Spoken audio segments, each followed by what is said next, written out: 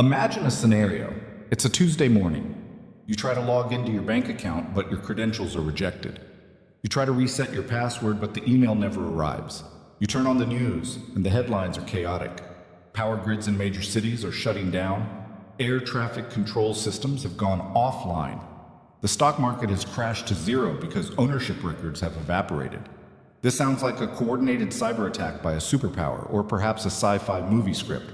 But this is the potential reality of Q-Day. The day the digital locks that hold our civilization together are shattered. Not by a hacker guessing your password, but by a machine that defies the laws of physics as we know them. We are talking about quantum computing. For years, it has been a buzzword, a distant dream of physicists. But today, it is becoming a reality in laboratories across the globe. And while it promises to cure cancer and solve climate change, it carries a dark secret. It holds the power to break the encryption of the entire internet. In this video, we are going deep. We will explore the eerie physics behind these machines, the multi-billion-dollar arms race between nations, the threat to Bitcoin, and the desperate race to save the internet before it's too late. To understand the threat, we have to look at the machine itself. If you walk into a Google or IBM Quantum laboratory, you won't see a sleek laptop or a glowing server tower. You will see something that looks like a steampunk work of art. They call it the chandelier. It is a complex golden structure of tubes and wires hanging from the ceiling, but this beauty is functional. To operate, the quantum processor at the very bottom of the chandelier needs to be isolated from the rest of the universe. It needs silence, it needs darkness, and most importantly, it needs cold. I'm not talking about a freezer, I'm talking about temperatures colder than deep space. These machines operate at nearly absolute zero. That's roughly minus 460 degrees Fahrenheit. Why? Because the qubits that power them are incredibly sensitive. Even a single photon of light or a tiny vibration from the street outside can cause them to crash. This fragility is why we don't have a quantum computer on our desks yet. But in those frozen silent chambers, humanity is harnessing a power that was once thought impossible. Let's break down the physics without getting a headache. Classical computers, like your phone or watch, are binary. They think in bits. A bit is a switch, on or off, 1 or 0. It's decisive. Quantum computers use qubits, and qubits are magical because of a principle called superposition. Imagine spinning a coin on a table. While it's spinning, is it heads or tails? It's kind of both, right? It's in a blur of probability. That is a qubit. It can be 0, 1, or both simultaneously. Then there is entanglement. Einstein called this spooky action at a distance. If you entangle two qubits, they become linked. If you change the state of one, the other changes instantly, no matter how far apart they are. Even if one is on Earth and the other is on Mars. When you combine superposition and entanglement, you get exponential power. Here's the scale. If you have 300 entangled qubits, you can represent more states simultaneously than there are atoms in the observable universe. Think about that. A computer chip the size of a fingernail could hold more information states than all the stars and planets combined. So, why is this godlike calculator a threat to you? It comes down to encryption. Encryption is the art of hiding secrets. When you send a WhatsApp message or make a bank transfer, your data is scrambled using a mathematical formula. The most common one is RSA. RSA relies on a very simple concept. It is easy to multiply two large prime numbers together, but it is almost impossible to take the result and figure out which two numbers created it. If I asked you to factor the number 15, you'd say 3 times 5. Easy. But if I gave you a number with 600 digits, it would take the most powerful supercomputer on Earth millions of years to find the factors. That time barrier is your security. It's why your money is safe. But enter Shor's algorithm. In 1994, mathematician Peter Shor proved that a quantum computer wouldn't have to check every possibility one by one. Because of superposition, it could find the factors of those prime numbers almost instantly. It turns the millions of years' defense into minutes. Suddenly, the lock on the front door of the internet isn't just picked, it is vaporized. Now, I know what many of you are thinking. What about crypto? What about Bitcoin?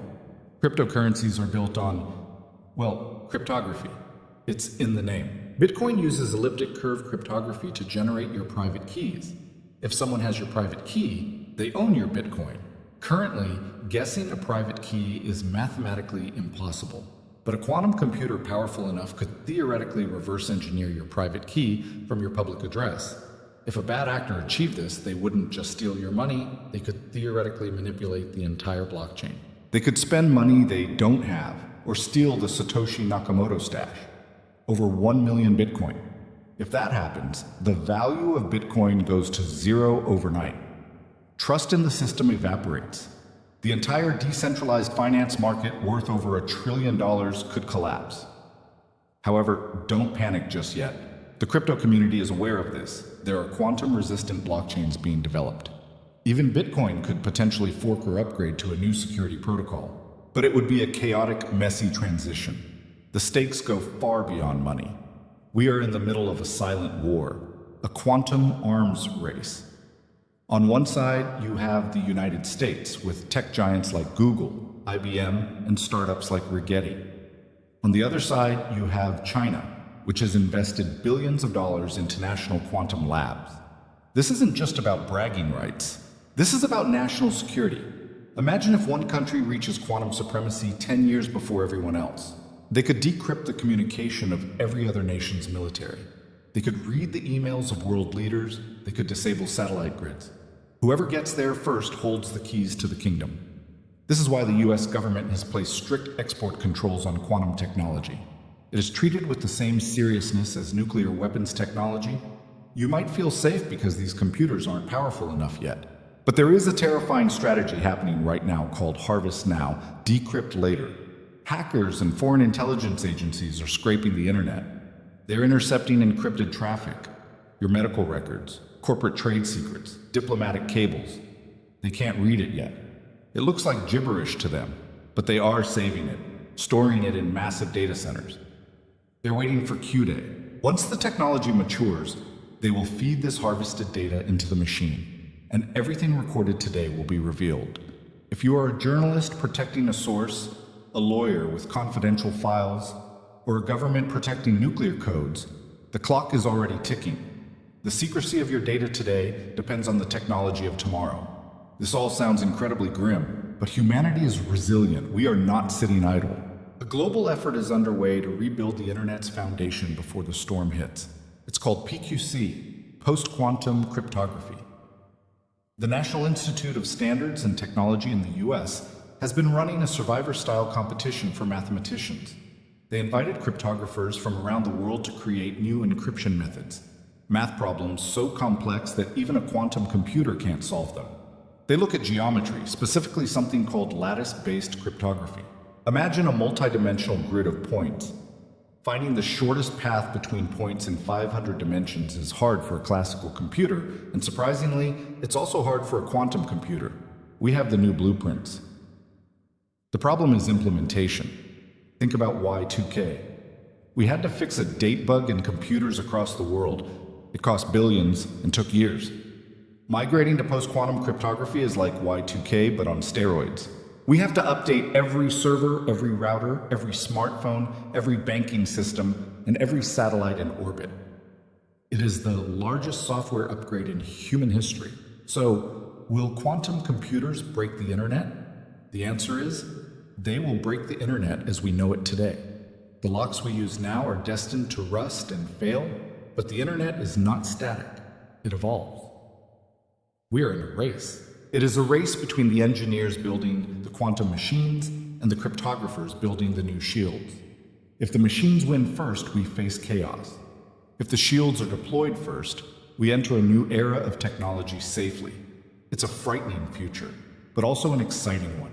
Because the same machine that could break encryption could also design the drugs to cure Alzheimer's, or discover the materials for infinite battery life.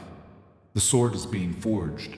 It is up to us to build the armor in time. So here's my question to you. Do you think the benefits of quantum computing, curing diseases, solving climate change, outweigh the massive risks to our privacy and security? Or should we slow down this research?